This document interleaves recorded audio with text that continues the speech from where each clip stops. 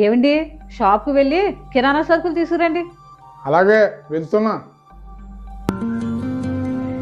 ఇవిగో కిరాణా సరుకులు ఇక్కడ పెడుతున్నాను. ఏమండి, వెళ్ళి కూరగాయలు తీసుకురండి. సరే, ఇప్పుడే తెస్తాను.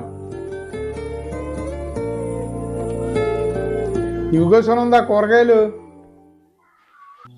ఏమండి, త్రాగడానికి వాటర్ అయిపోయి వెళ్ళి తీసుకురండి.